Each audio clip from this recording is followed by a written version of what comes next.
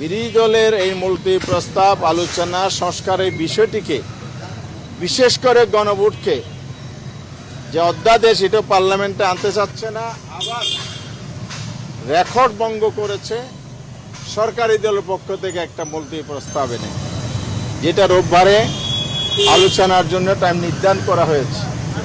আমরা জানি মুলতবি প্রস্তাব দেয়া হয় বিরোধী দলের পক্ষ থেকে, সংসদকে মুলতবি করে আলোচনা জাতীয় গুরুত্বপূর্ণ বিষয়ে।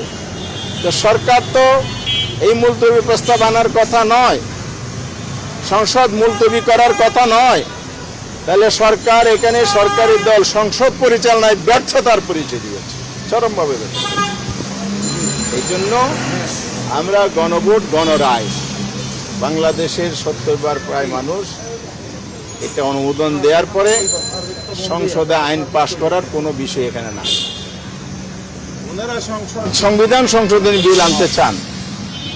এই সরকারি দলের মুলতবি প্রস্তাব যেটা ইতিহাসের প্রথম, সেটার মাধ্যমে মূলত ওনারা যেটা করতে চায়, সংস্কারকে দামা ছাপা দিয়ে মন মতো ইচ্ছা মতো দলীয় দৃষ্টিভঙ্গির আলোকে সংবিধানের কতিপয় সংশোধনী আনতে চান। সংস্কার আর সংশোধন জাতি ভালো করে বুঝে, কারণ সংবিধান সংশোধনী তো সংসদের একটা রুটিন ওয়ার্ক। এই রুটিন ওয়ার্কের জন্য জুলাই বিপ্লব হয়নি, এত রক্ত এত জীবন দেয়নি। সংস্কারের জন্য জীবন দিয়েছে, বিপ্লব হয়েছে, অভ্যুত্থান হয়েছে। আর সংশোধনী আনা পাশ করার ক্ষেত্রে সংসদের সীমাবদ্ধতা আছে। সংবিধানের বেসিক স্ট্রাকচারে হাত দেওয়ার কোনো ক্ষমতা এই সংসদের নাই। একমাত্র জনগণের সার্বভৌম ক্ষমতা গণভোটের মধ্য দিয়ে যে সংস্কার, সেখানে বেসিক স্ট্রাকচারও পরিবর্তন আনতে পারে। পঞ্চদশ সংশোধনী করে ফ্যাসিবাদী সরকার যেভাবে বাংলাদেশের সংবিধানে আবর্জনা তৈরি করেছে, স্বৈরাচার তৈরি করার জন্য, কর্তৃত্ববাদ তৈরি করার জন্য যে রাস্তা ওপেন করে গেছে, সেই পথ ধরে শেখ হাসিনা যে সাংবিধানিক স্বৈরাচার হয়েছিল, আবার সেই পথে এই সরকার হাঁটছে। এটা ভুল পথ। সংবিধান সংশোধন নয়, সংস্কারই করতে হবে। সংস্কার করতে হলে গণভোট মানতে হবে। সেই জন্য সংবিধান পরিষদ ডাকতে হবে, পরিষদ গঠন করে অধিবেশন অবিলম্বে ডেকে এটা বাস্তবায়ন করতে হবে। এটাই আমাদের বিরোধী দলের দাবি এবং সিদ্ধান্ত। যদি সংসদ সেই ক্ষেত্রে ব্যর্থ হয়, অর্থাৎ সরকার ব্যর্থ হয়, কারণ এটা দায়িত্ব সরকারের, তাহলে আমরা সিদ্ধান্ত নিয়েছি জনগণের ভোটকে অসম্মান যারা করেছে, বিরুদ্ধে অবস্থান নিয়েছে গণভোটের বিরুদ্ধে, এটা আমরা জনগণের কাছে আবার ফিরে আসতেছি। এই জন্য রাজপথের আন্দোলন ছাড়া 11 দল বা বিরোধী দলের আর কোনো বিকল্প পথ নেই। আজকে যে সিদ্ধান্তটা হয়েছে আমির জামাতের নেতৃত্বে 11 দলের শীর্ষ নেতারাই ছিলেন, সেখানে আমরা ঠিক করেছি প্রথমত সংস্কারের মধ্য দিয়ে গণভোটের রায় বাস্তবায়ন করতে হবে।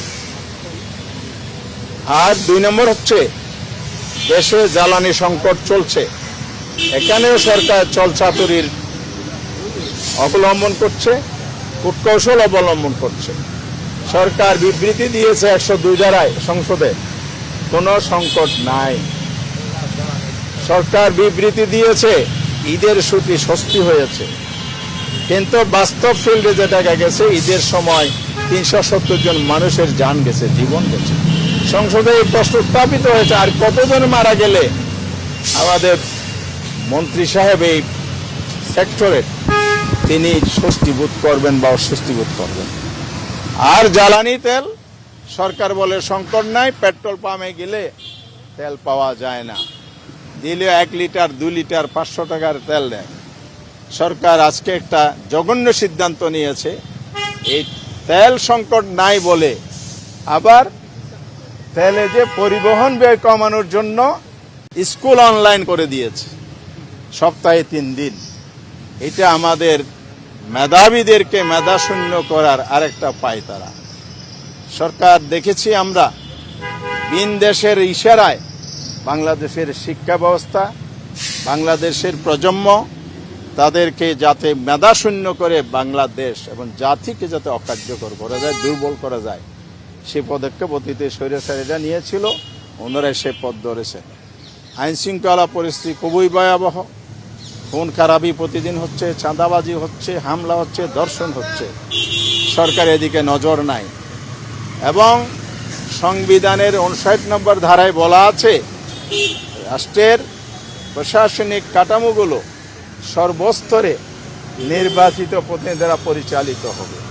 কিন্তু এই সরকার দলীয় লোকদেরকে প্রশাসক নিয়োগ করে গণতান্ত্রিক দ্বারা নির্বাচনের দ্বারা বন্ধ করে দিয়েছে বা বিলম্বিত করছে।